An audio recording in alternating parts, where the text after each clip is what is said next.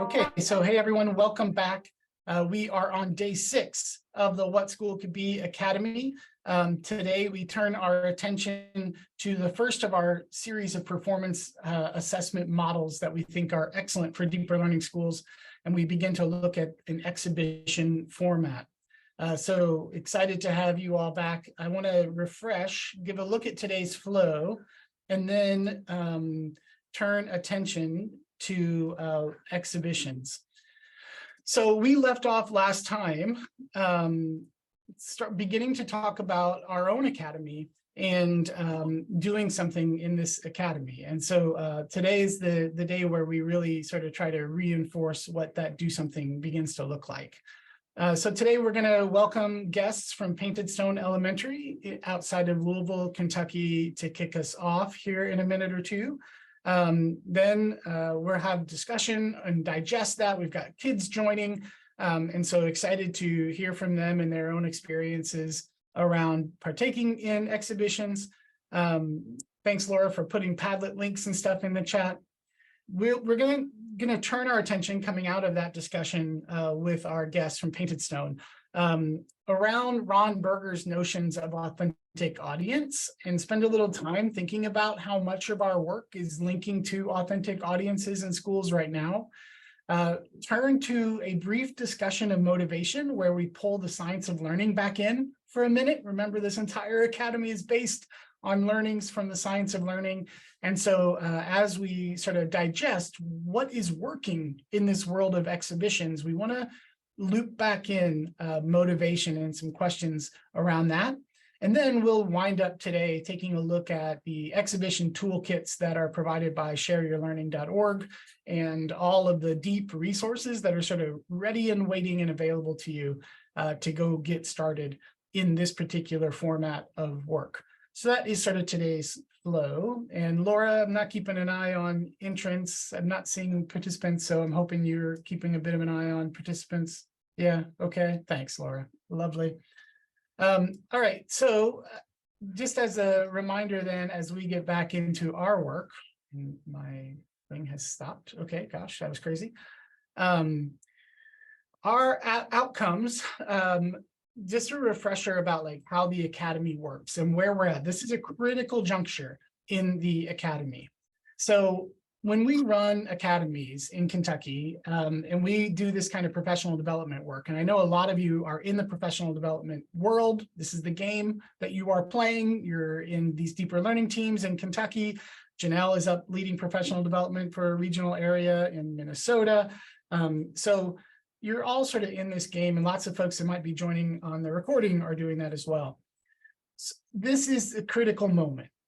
This represents a transition from the learning phase, preparation phase, and really me trying to hold you back a little bit during the PBL world to now during performance assessment world.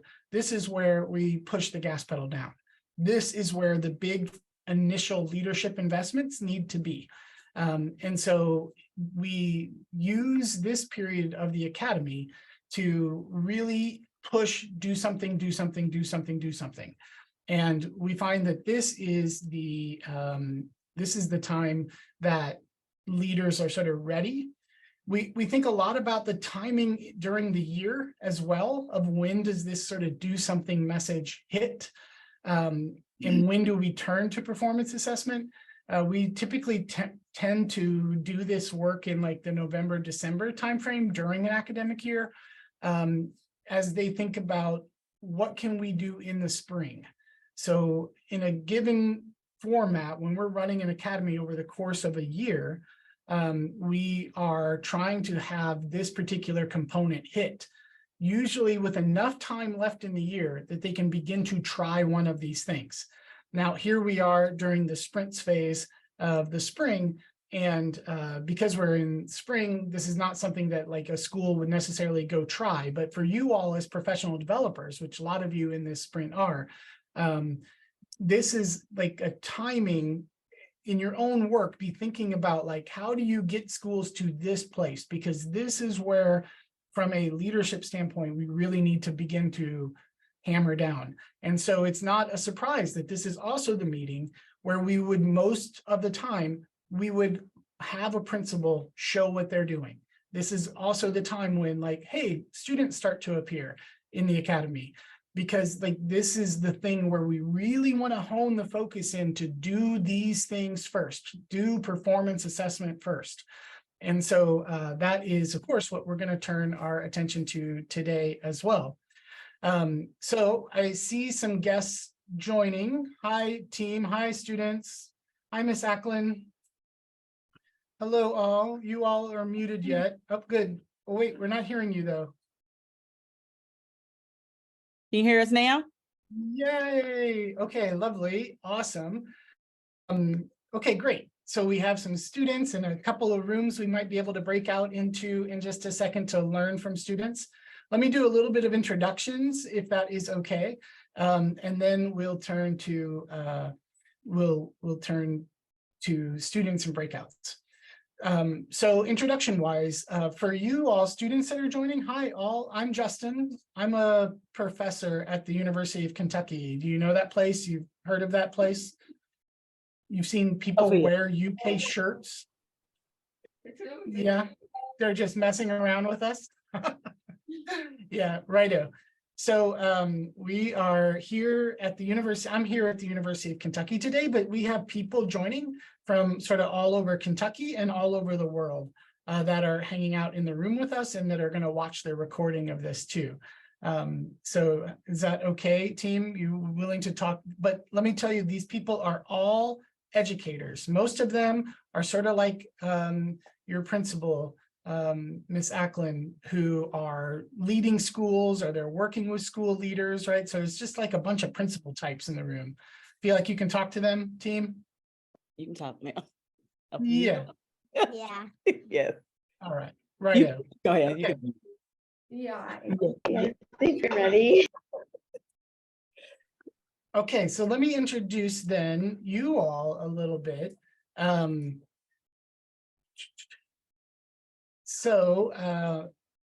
We are going to take a look today at exhibitions in this performance assessment entry point. And here is just a quick introduction to Painted Stone Elementary and exhibitions, and they'll be able to introduce themselves more. So Miss Ackland is joining as the principal of Painted Stone Elementary. There's the Twitter handle if you want to go follow on Twitter. That is the leadership team all dressed in blue. So like you put that on the website, Miss Ackland, so I grabbed it. Gee, thanks. And yeah, I know. I knew you would love it. I'm sorry. But this is the leadership team. And all this stuff is linked up in Padlet too. We're going to talk more about the Padlet. Ms. Ackland's put some time into the Padlet. Anyway, this is an elementary school that sits just north of a town called Shelbyville that sits right outside of Louisville. So if you want to mentally position yourselves, we are just to the east of Louisville, Kentucky. That is one of our sort of superstar next gen deeper learning districts and schools in Kentucky. So we are excited to learn with all of you today. All right, I'll stop share and maybe let you all introduce yourselves, and then maybe Miss Ackland, you can provide just a little bit of feedback to set some groundwork for the crew about the work at Painted Stone before we go out and talk to students. Okay, great. Go ahead.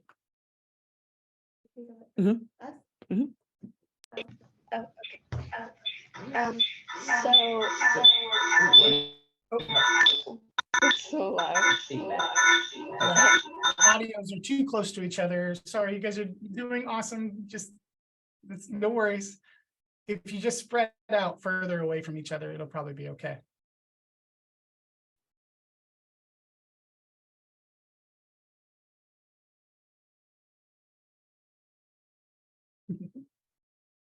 Learning our Zoom digital global skills on the fly is awesome.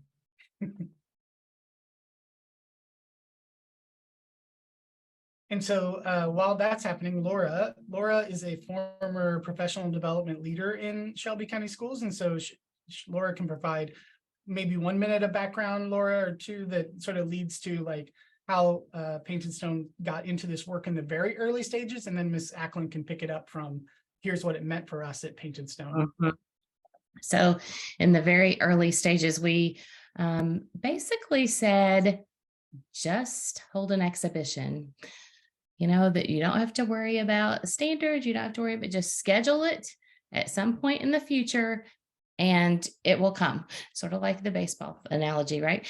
And so that is exactly what we did. And I vividly remember going to Painted Stone at their first exhibition, where I remember that Dr. Nyhoff was our superintendent at that time, and he said, you know, people say that the biggest problem with them is that there's trouble parking. And that's exactly what happened at the very first one. It was so many parents wanting to see students sharing their learning, so many community members coming in because they've been involved with what the students were learning about. And it was just awesome to hear students sharing their learning. I vividly remember that first event, and it's just continued.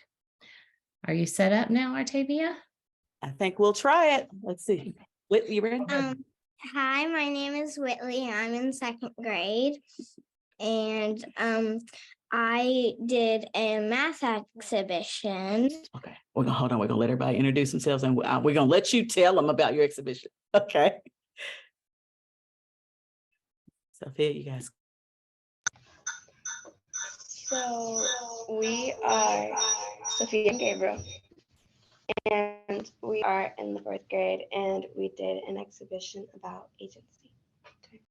Okay. Good morning. Again, my name is Artavia Ackland, and I am the proud principal of Painted Stone Elementary here in Shelbyville, Kentucky. And Laura kind of gave you a little bit of background. We were kind of challenged to do exhibitions of learning after developing our profile in, I think, 2017-ish. And so lots of apprehension with staff members. We didn't know that we didn't know. And it's like, where do we start? And so I challenged the staff to do a fall exhibition and a winter or spring one.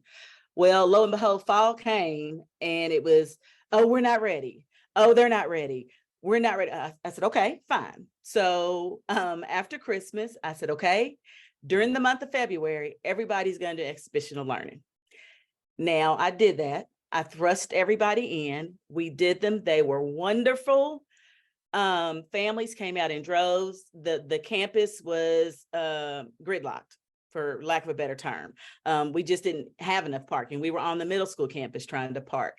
So it was a great experience, but I immediately got feedback from staff members that it wasn't authentic, meaning I forced them into the situation and they did an exhibition of learning, and it was like kind of stop, drop, and make it happen.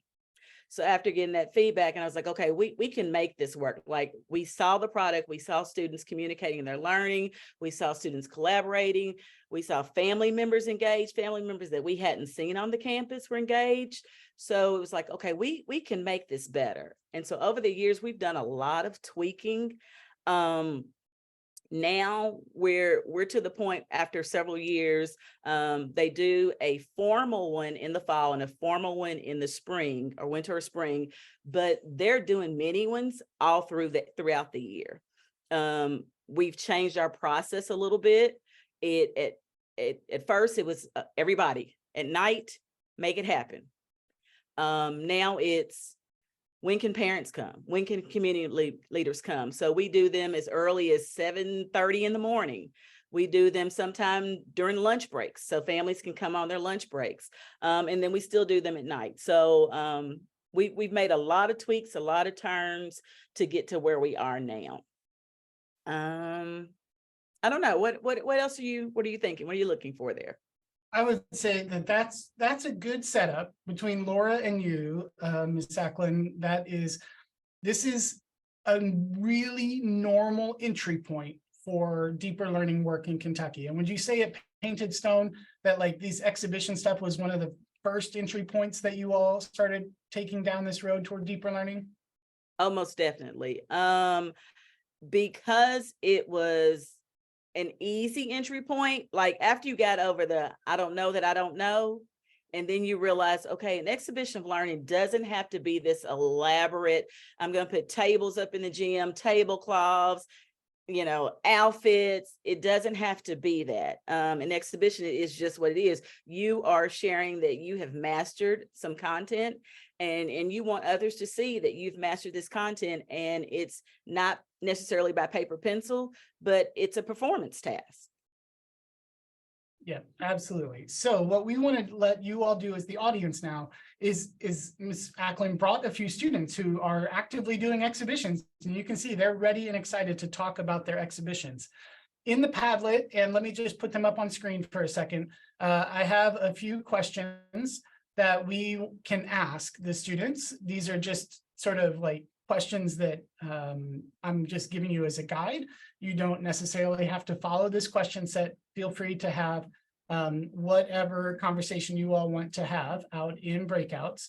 But this set of questions, they might talk about what their favorite project has been while they have been in school, might talk about how much time they spent working on their projects or preparing their projects. You might think about what the role of the audience is for the students, and like, did they feel like they put more work in because other people are going to look at it?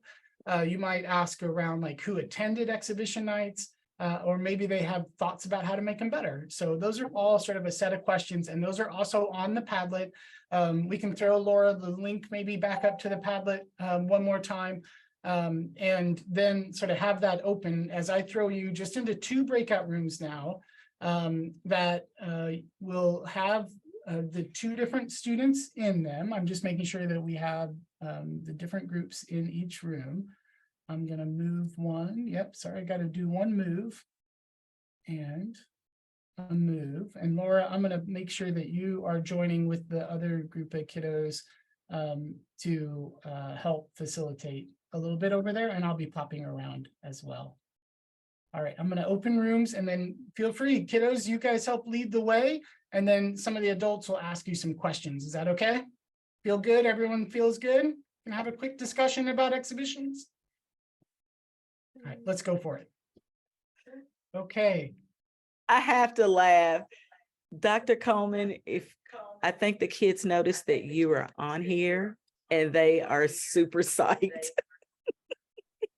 That is so funny. I'm writing them an email this morning. That is the first thing on my list. And when we went, I was driving, we went into the breakouts, and I heard them start to talk, and I thought, those are the kids from Morgan's class. So funny. They did a great job.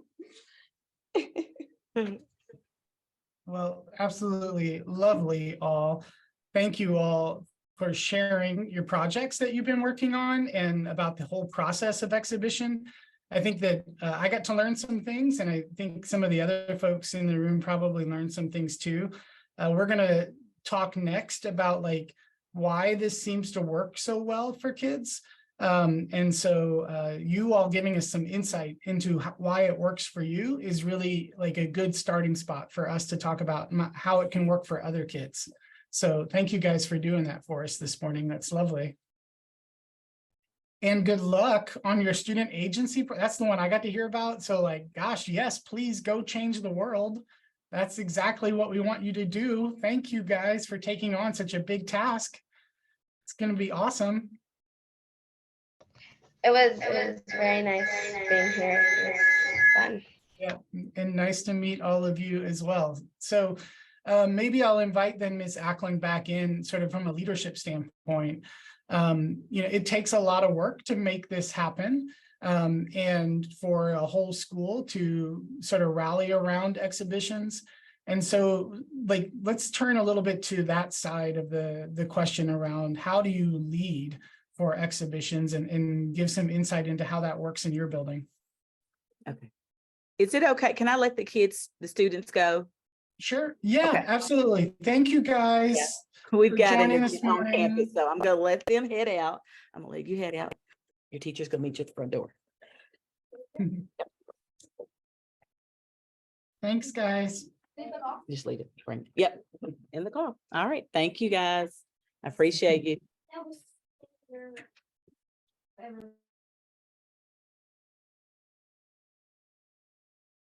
All right, so as she's getting all that set up, you all feel free. This is a little bit Q&A as well. I'll let her start doing some sharing, and she's got some resources on Padlet to share with you all. But also feel free to ask some leadership types of questions at this point. So then maybe Ms. Ackland, back to you, just generally sort of leading for exhibition work, sort of what does that look and feel like from a leadership side? And then we'll open it up a little bit to questions. Okay, from a leadership side, you as the leader kind of have to give up control and trust staff members once you get it under your belt, and trust them to know their units of study, know where the exhibitions fit in. When I first started, my hands were all over everything. I'm gonna be honest. My hands were all over everything because there is a level of learning that I expected the students to live up to, and a level of leadership that I expect them to show. And so I had my hands all in the pot. But then I realized over the years, with just their feedback and looking at students rise to the occasion, that I had to pull back and just let the process authentically evolve. Like I said, it was kind of a stop drop. Everybody's going to do this. And now it's, okay, we have this exhibition, we're going to do it on this date.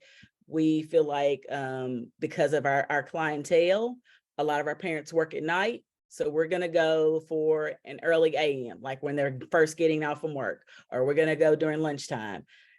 You prove that you can do it, I'm okay with it. And so we have a little bit of both. So I think Laura spoke to, but I am curious about the very first time it happens and you have the parking lot problem. Speak a little bit to, like, what does that do to a school when you literally don't have enough parking spots for how many people want to come and see the work that students are doing?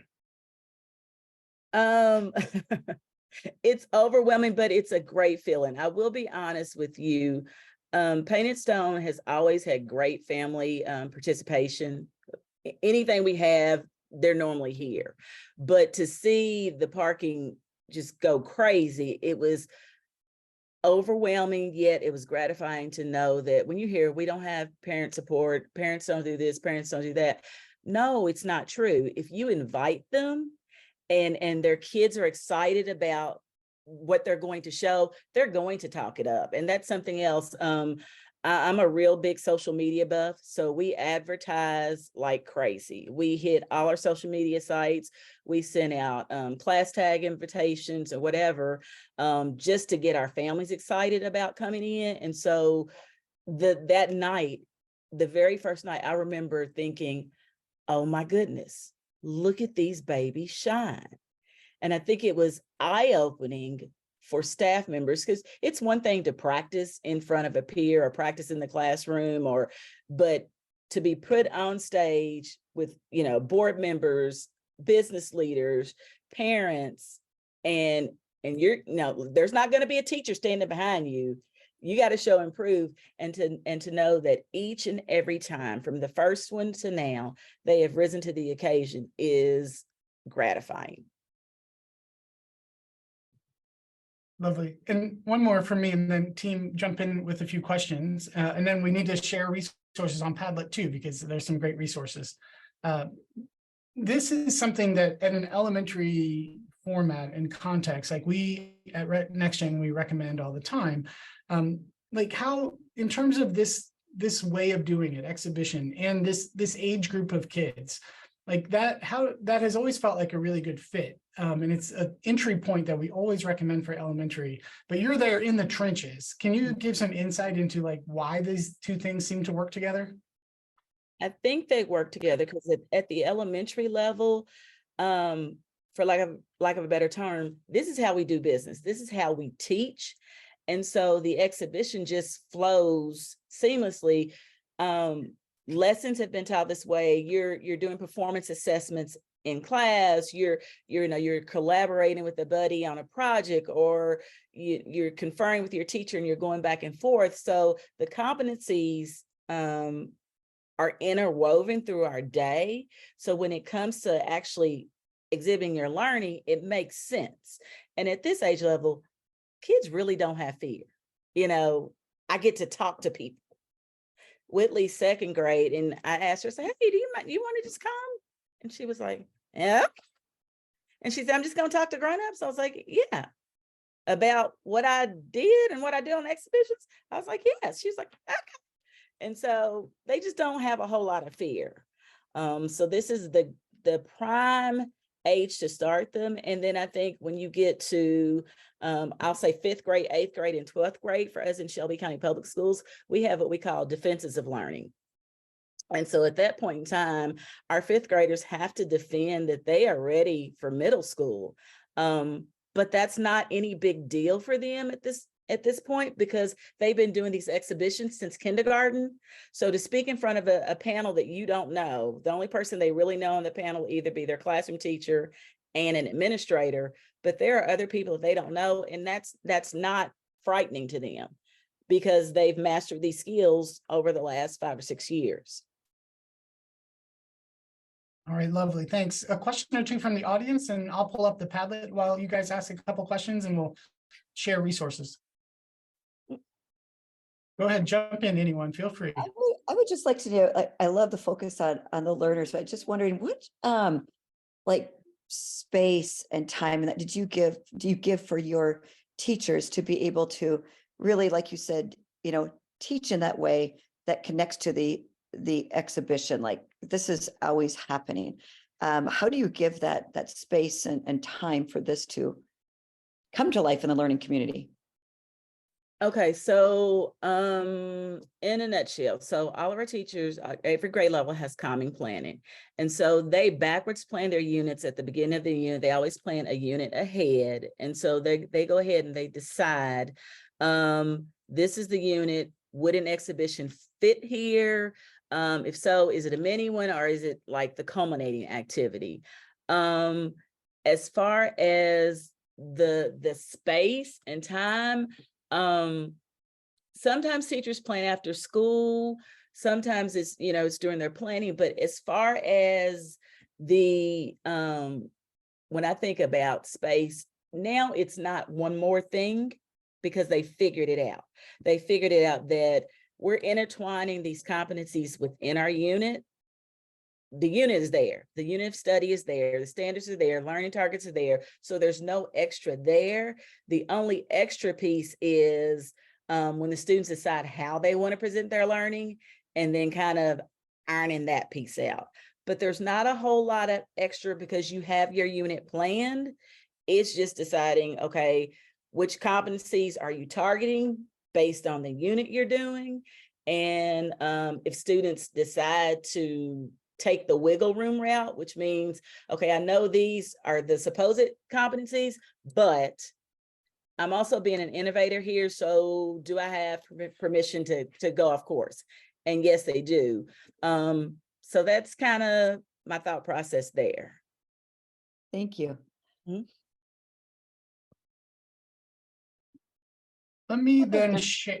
Go ahead. Yep, jump in, Holly. I just have a clarification question because you talked about like how that second grade team, Whitley, that I heard from, how that exhibition was a smaller one. And then you've also talked about like having like morning, lunchtime, and evening. So my clarification is, do those exhibitions, like when the second grade decides, is it just a one-time thing, or can parents come in at any of those times? No, okay, so that's a one-time thing. And so how we have gotten around those parents that aren't able to get in, two ways. One way is we always videotape for those parents that can't. So either the student does a flip grid to share their learning with their family. And then again, we always have parents that are here and staff members use their plannings to go down and help.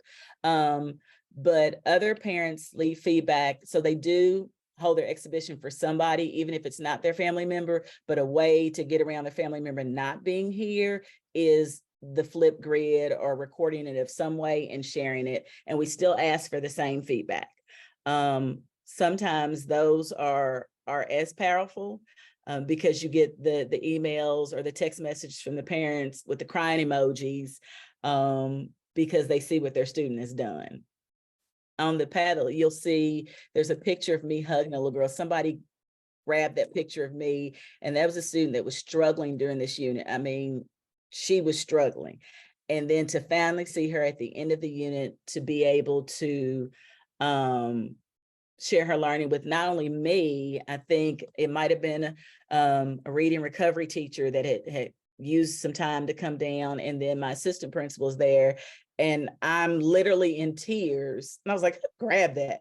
But I'm literally in tears because I see, I know where she started, and where she started and where she ended was absolutely amazing, you know, with the exhibition of the competency of being able to communicate her learning, and then just the content itself. And she was confident.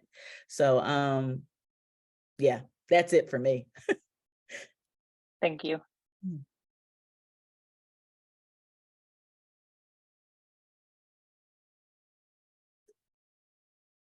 Yeah, there are special moments. Some of those special moments are captured in the Padlet. So under the Painted Stone Elementary Resources, Miss Ackland just jumped right into Padlet, yay, and just threw in a bunch of resources. And so in there is a couple of decks that have some of that in that, and then some stories about what the exhibition model at Painted Stone. This is a story that Susan in the room helped put together. Recently, Carmen Coleman's team, who's in the room, put together a DL Destinations series about the fourth grade classroom that's going on at Painted Stone. So those are there. And then also there's a couple of tools. And so I want to let you speak to the tools, because today is a little bit toolsy as we move forward for the rest of our time together. I'm sorry if I did too much with the slide deck. Love the Padlet. We've all come to love Padlet now. I hope everyone's loving it as much as we are. I just threw in a few tools that I thought would be useful just to kind of see. So the second grade, somebody was asking earlier about Whitley's feedback.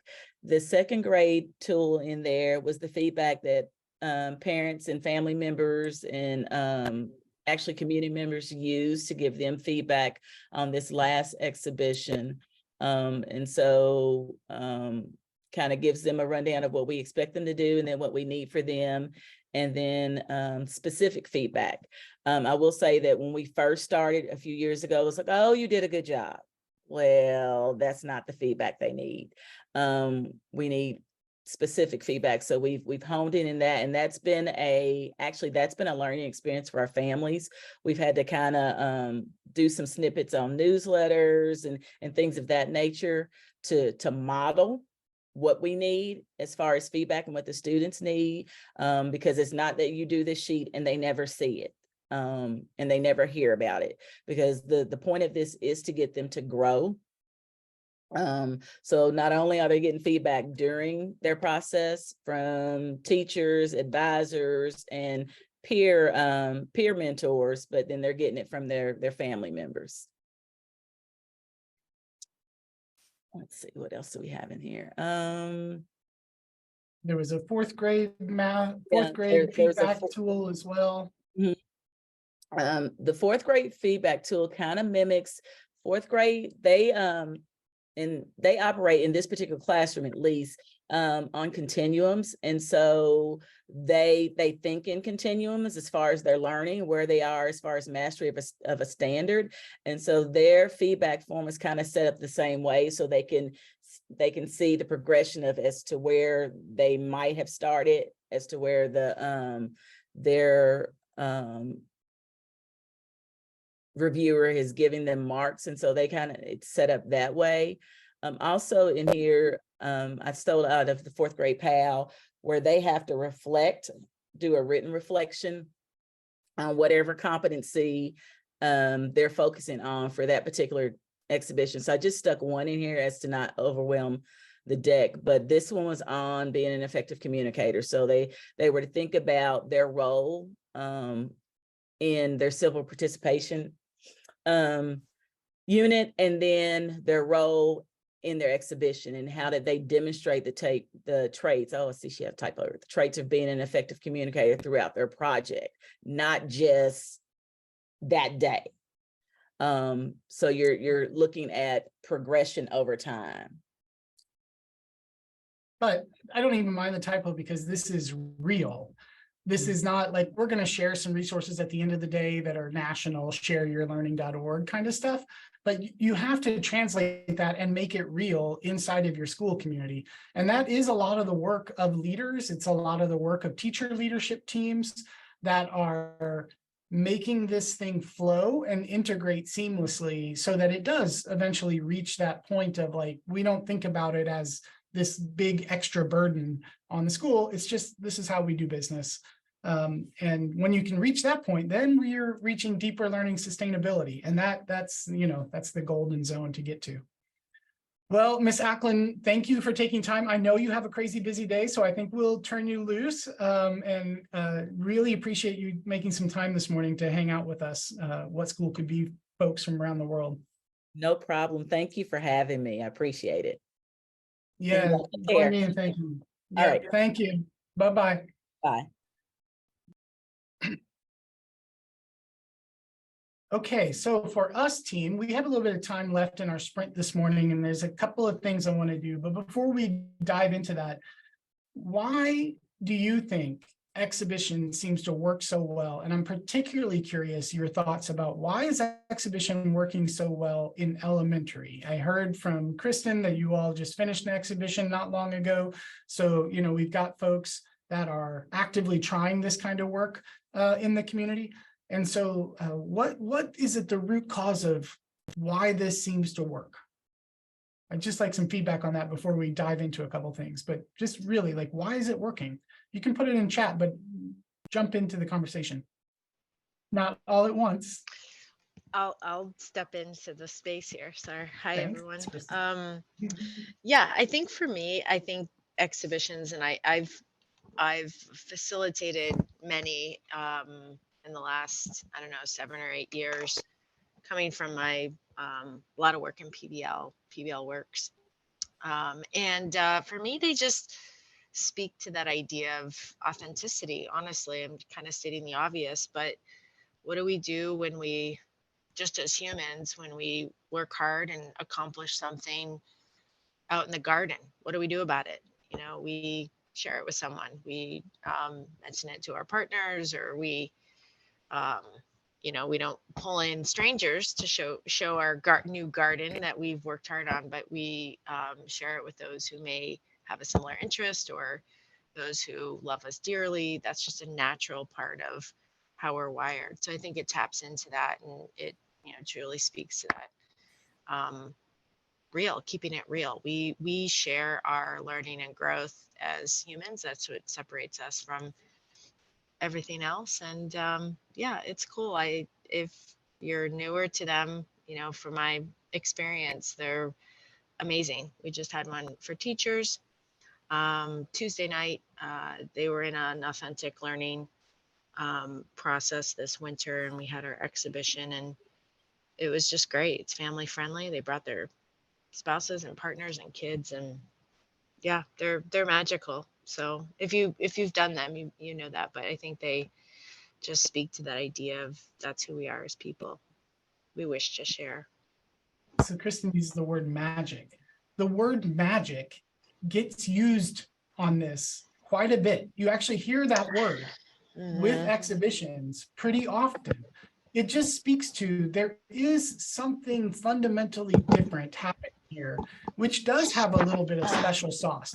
There's a special sauce at play with exhibitions. And this is why, from a leadership standpoint, we at NextGen over the years have really tried to stress this is an entry point that you should engage in, because we want you to taste the magic, right? We want you to get that feeling of something fundamentally different is happening here. And so the courageous leadership play, and this is, remember, part of the academy now, where we put the pressure on, do something, and then we give them this play, right? Schedule and publicly announce your exhibition night. Leaders, go for it. You make the choice, leaders, take courage. When we did the book, the Leadership for Deeper Learning book, we put out a portrait of a deeper learning leader, right? And so what do these deeper learning leaders do that allows deeper learning to flourish at these schools all over the world that are doing this? This is one of those moments, right? And so the two that I've highlighted there, these two characteristics of deeper learning leaders, like these two are fundamentally at play right here. Like first off, a leader and a team need to have the courage to live outside the norm. So there's an act of courage. When you schedule the exhibition night, put it on the calendar and you publicly announce it and you hold yourself to it, that's a courageous act of living outside the norm. But then secondly, you heard Ms. Ackland say, the way that this actually really works well is simultaneously to trust your teachers as creative professionals. You know, you put it on the calendar and you build infrastructure around it, but then you've got to trust and you've got to let them go with it. And it will be rocky the first time. It just will. And the teachers will be a little concerned, and like that the nights leading up to exhibition night, everyone's not going to sleep very well. It is what it is that first time, but they will feel the magic, and the magic then will lead to the next thing and the next thing and the next thing. And so this is the leadership series of plays that are so critical to actually getting deeper learning rooted at a school, and in a way that they're likely to try it again the next year and the next year and the next year. And you can see at Painted Stone now, they're several years in. Laura, about how many years in do you think Painted Stone is with this work? I believe we started those in about 2017, so five-ish. Okay. So 5-6 years into the work. And so at this point, it feels rooted, right? Like it feels like this is part of how they're going to do business going forward, even if a leadership changes. Seems like this is what learning looks like for them. Okay, yay, perfect. That is all of the stuff that's going on. Here is a little good discussion for us around the importance of authenticity in learning, you know, as Kristen jumped in and explained, like, why does this work so well? What's the magic here? So I think Ron Berger in his book, Leaders of Their Own Learning, had this in it.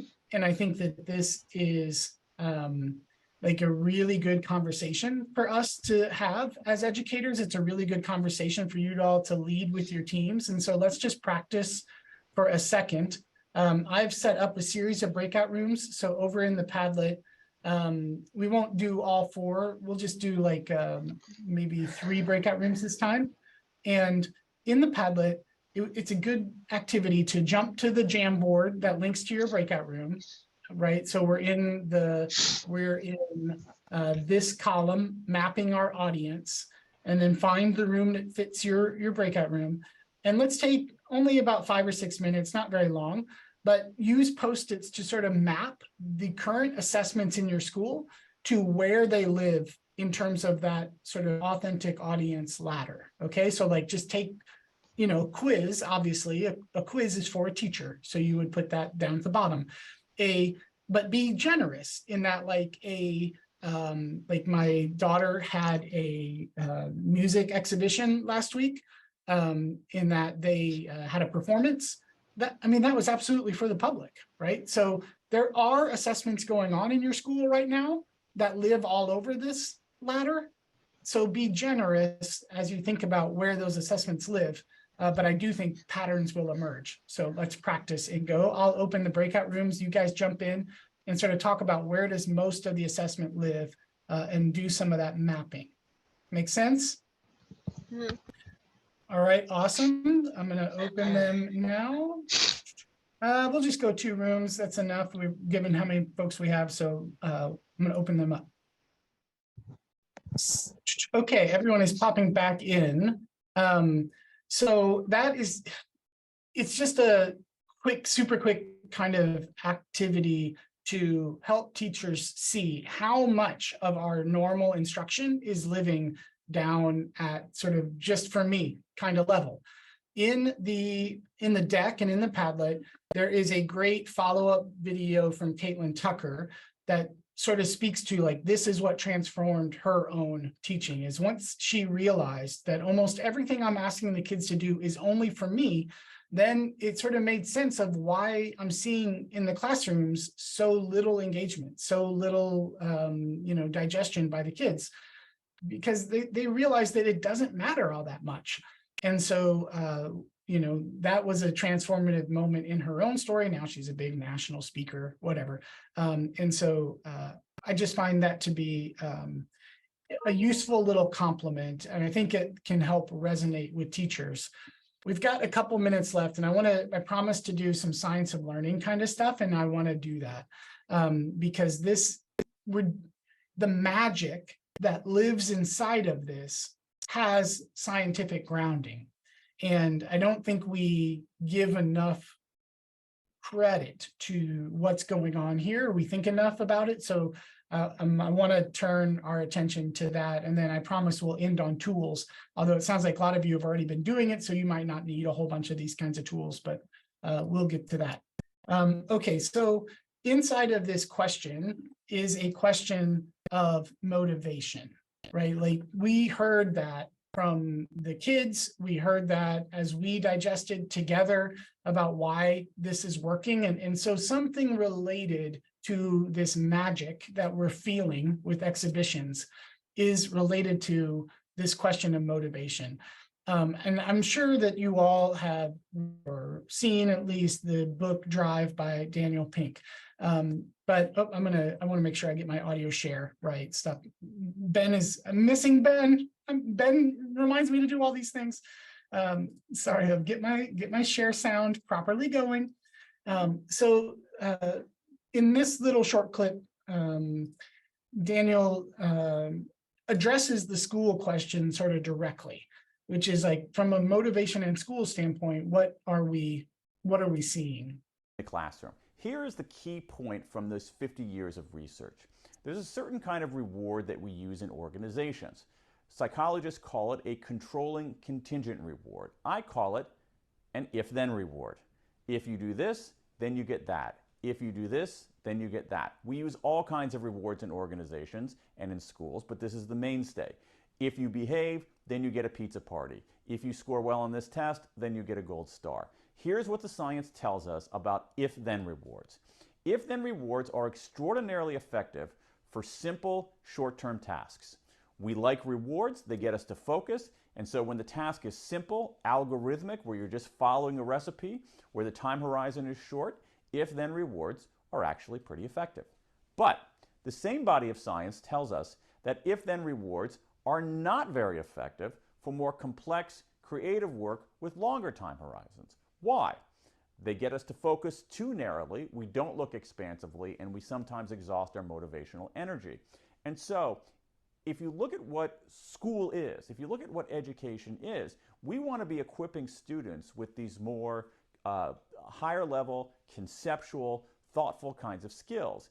And yet we're too often using motivational mechanisms that are actually appropriate for the more simple, reductive kinds of skills. So what we need to do is upgrade our motivational operating system so that we treat people well and foster enduring motivation by giving students autonomy, mastery, and purpose. Autonomy is a sense of self-direction, some sovereignty, some control over what they do, when they do it, how they do it. Mastery is a sense of getting better at something that matters, getting feedback on something that's important, and making progress. And purpose is knowing not simply how to do something, but why you're doing it in the first place. And if we recast our notions of motivations, rely less on these if-then carrots and sticks, and more on what we know about intrinsic motivation, creating environments in the classroom and in the school itself, in the district, that foster autonomy, mastery, and purpose, we can do right by our children and prepare them for their future. Okay, so there is Dan, who is just author du jour. He's always writing new stuff, so he's not always writing on this topic. But this did break through. On the question of motivation, the book Drive sort of broke through the noise and captured our attention for a minute. And I think that that's worth remembering. on our team, Karen Perry, who's not here today, these autonomy, mastery, purpose, she repeats it all the time. Like, this is like, you've got to get to this. You've got to get to autonomy, mastery, purpose. When people have a say in what they're doing, when they feel like they're getting better at it, and when they understand why they're doing it, they can become intrinsically motivated to do the job, work on the project. The kids that we just got to hang out with, they're intrinsically motivated. They weren't all excited about this work and writing these letters and trying to convince student agency because like that's what they're trying to fill out some assignment that the teacher has given them. That's not what's motivating them. They're being internally motivated because they understand the purpose. They know that they're getting better. They were able to articulate how they're getting better, and they have a bunch of autonomy in what they're working on and why they're working on it, how they're working on it. So that, I think, is a root cause of something that's going on here that links us back to the science of learning and why this feels like magic to us. So in the science of learning, one of the big areas is the development of skills, habits, and mindsets. And inside of that package of skills, habits, and mindsets are a few things that make a whole lot of sense when you see them through the lens of exhibitions. So different pieces of research all sort of combined together into that package of science of learning stuff. A couple of pieces that I want to pull out.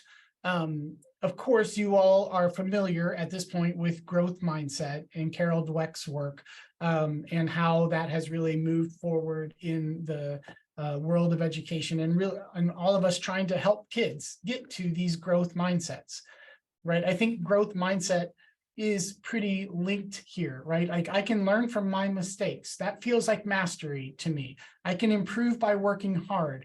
I'll never give up. I'm determined to do my best because I have purpose, right? I understand why I am doing this thing.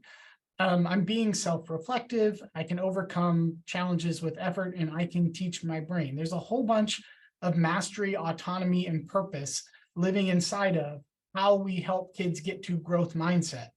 Then this is from the actual science of learning document over here, the University of Chicago's studies and work on perseverance. So these are the 4 key things that are needed for perseverance and academic success: belief that one belongs at the school, belief in the value of the work, right? There is purpose, like that is value of the work equals purpose. They understand purpose.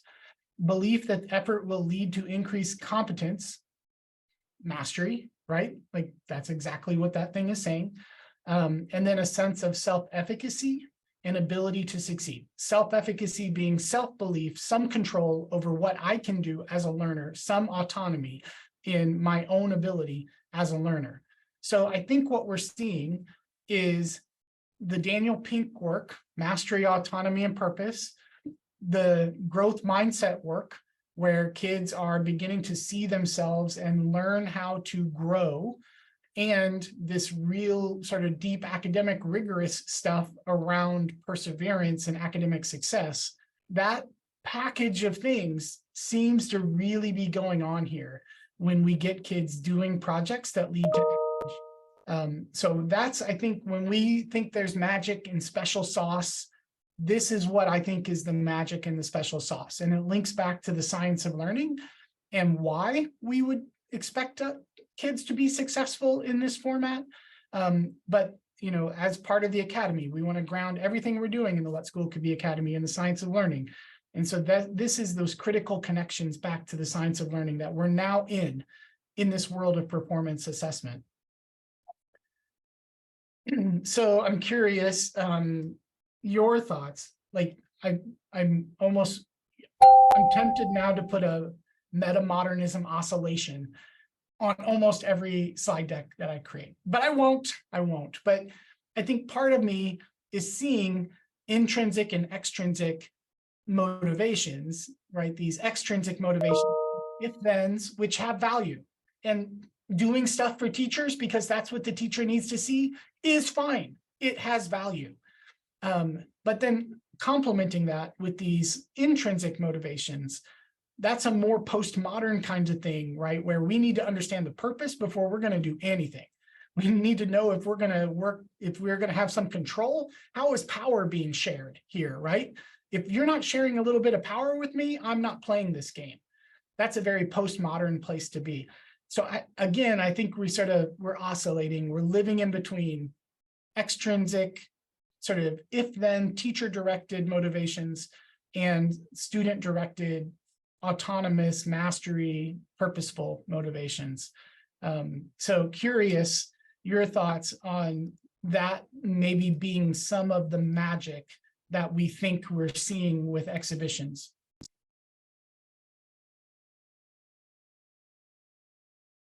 No.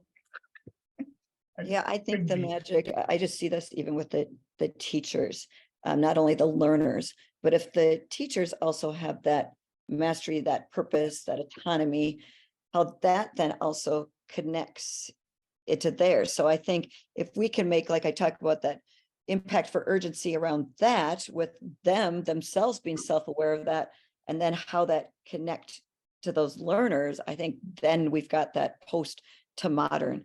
I love what Kristen was saying about the teachers exhibiting. I just think the profile of a teacher, they're exhibiting those pieces too. Yeah. Yeah. Yes. I mean, absolutely. Right. That's, you build it into the whole system and the teachers start to feel it. They begin to take ownership. Tasty. Jump in, Kristen. Oh, I just wanted to build, Janelle, thanks for thinking more about that. It deepened my understanding of, why we do teacher exhibitions. And it's for that, just that idea that we don't often, we haven't, well, if you're my age, I'll start there. You haven't experienced exhibitions of learning, and so I think there's some power in supporting teachers with showcasing their own professional development. And I think that's the seed, I think, that lends to having exhibitions at school. So it's just a small way of supporting it from a position that supports professional development. So thanks.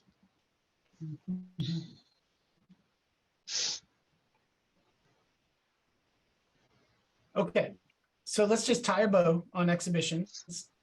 Coming up, we'll do other performance assessment models next, but we'll just wrap this one up. There are toolkits available. So remember, the critical leadership play here is this courageous, this is where we try to get schools, right? So as I think about, Janelle, the work that you're trying to do with local districts around you and try to get them moving. This is a movement tool for us. And so there's this sort of critical leadership play to put it on the calendar, but you're going to put it on the calendar and you're going to give tools, right? So you don't just expect leaders to just go schedule exhibition night and then not give them any assets. So a couple of great sources for assets. You can see Ms. Acklin was already sharing some of the assets they're using to make exhibitions work. Kristen, you probably have assets in your school about how exhibitions work. So everybody's developing sort of their own sort of group of tools to make this stuff work. If you need some getting started places around tools, the best getting started place is shareyourlearning.org. But we definitely have to help leaders and teachers sort of prepare everyone for that. We need to help everyone see why this is happening. They need to know what basic presentation format looks like. You got to provide time for peer-to-peer practicing. You need to be thinking about accommodations for students with disabilities, English language learners, right? These are all things from a leadership standpoint, like we're going to have in our heads going into exhibition night. So that is living there. And then you've really got to think about the event itself, the actual execution of an exhibition night. Everyone needs to be clear on how this event is going to go and what the outcome needs to be. You need to lay out a format for what students should do in the exhibition. A lot of times this takes a poster board kind of format in the early days. That's perfectly fine. I mean, what is the actual thing that kids need to be sharing on that night? Getting audience feedback. one of the things that gets overlooked all the time is the parent side. When parents are coming and they're filling that parking lot, they need to know what to do. They're excited to be there too. They want to see their own kids work, but they're also curious of what in the world is going on. Why are there 400 people at this school right now? There are kids everywhere. There are poster boards everywhere. What is happening and what am I supposed to do here? So at the front door, you're handing them a little like how-to slip, right? So tonight, parents, we want you to do this, and here's how to provide feedback. So in addition to examining your own kids' work, would you commit to examining at least 3 to 4 other kids' work? That will make sure that every kid gets not only their own parents to talk to, but then hopefully a couple of other parents to talk to as well. So you're thinking about all that in advance. And then in the Padlet is Exhibition Toolkit from shareyourlearning.org. It's a starting place for everyone to start with. So shareyourlearning.org is linked up over here in the Padlet. There's videos, all kinds of stuff that's coming from shareyourlearning.org from High Tech High, as many of our folks are apparently traveling to today. There are toolkits, and we're going to look at it again because we also have toolkits for student-led conferences and students toolkits for presentations, defenses of learning. And these toolkits are, and these 3 big domains and these toolkits are critical starting places. In Kentucky, we use these things a lot as the first layer of implementation. So then you just download the exhibition toolkit. It's a couple of pages long, but then down here at the bottom are all of the really useful bits, a sample exhibition timeline, logistics that you need to do. What does this look like? How do you do it at different grade levels from kindergarten to 7th grade, and then book chapters around it. But then even inside of these documents, there are more things that you link out to, right? So here's your exhibition timeline. So 2 weeks before exhibition night, you're thinking about the space. You're beginning to promote it, right? You heard Miss Ackland, she's promoting. She's promoting on social media. She's getting the word out. And so you are doing that. And then they have examples of what does a poster look like that promotes this work, right? So pretty deep toolkits here. A week out, you're planning for curation. You're preparing your reflection documents. You're making sure that students are helping you, right? So like you have all these kids. So who's standing at the front door handing out these things to parents? Kids are standing at the front door handing out the feedback forms to parents. So students are going to have jobs on exhibition night. And so you want to prepare your student roles 3 days before, the day before, and then the day of exhibition, right? What are all the things you're doing and thinking of as a leader to pull off a great exhibition night? Okay. Deep toolkits available at shareyourlearning.org. And then what you see is schools will take those toolkits and just like Miss Ackland has done at Painted Stone, begin to translate that into, okay, this is the document we're going to use at our school. Great, all perfectly fine. But that very first go, the very first time you convince a school to dive in and give it a try, you want to have at the ready, here's a whole bunch of tools that you're going to need the first time you go try it. All right, thoughts?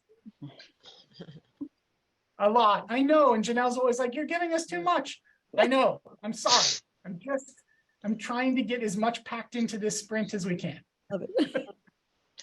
It's great. We go away and process in our own way. So it's perfect. Thank you. It is perfect. Yeah. Exactly. If we look dazed, it's just because it is a sprint, and sprints are tiring just by design. So yeah. I know, yeah, exactly.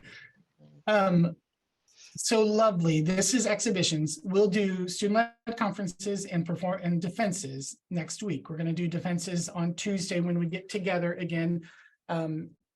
There's 2 really big things I want to share on Tuesday. Carmen is planning to join us. She's going to be in San Diego, but she's going to join back. Carmen launched Backpack in Jefferson County Public Schools. In a given year in Louisville, 20,000 kids are defending their learning. So they launched it at large scale, right? So this question of like, can we do defenses at scale? Yep, you can. Louisville's doing it, so we'll share. that said, we're going to look really broadly, but then we're also going to look super intimately at one place that I think is doing it the best I've seen it done. And we're going to really examine their model for how to do portfolios and defenses. They don't like the word defenses. So they would tell you that, right? So it's okay. I don't really, all these things have different names in the world, and that's okay. But we'll share like what I consider to be maybe the best model I've seen. And then Thursday, we will begin to zoom back out a little bit. Laura's going to join about like, so how do you put the performance assessment pieces together to begin to say, overall, this is our new assessment model, right? And we work ourselves back away from relying exclusively on test scores as our primary way of determining how a kid is doing. Shelby County, where Painted Stone is at, made a lot of progress on those questions. And so Laura and Susan are going to share how you begin to package and work away from test scores as your main determinant of learning. I know it's a lot. It's insane and crazy, but we're just trying to give you tools, and then you guys can always follow up and we can do more stuff. It's great. We're processing. One big change for next week, though, just letting you know, and Ben moved it on your calendars, is we're going to back it off an hour. So it's the San Diego folks who we've investigated, some have promised to try to join. And so we backed it down an hour from 9 to 10:30. I know that's not so awesome for everybody. Probably might be better for Janelle in Minnesota time. I don't know. You need to get to Minnesota soon. And so just keep that in mind for next week. We'll send reminders, but just for next week alone. After that, we're going to jump back into the 8 a.m. slot. Okay, thanks. Great. Thanks. Thank you. Thank you. Always our favorite day when we get to talk to kids. So lovely. Yeah, that's cool. Thanks. Yeah. Have a great day and weekend, everyone. Yeah, see you next week. Al. You too.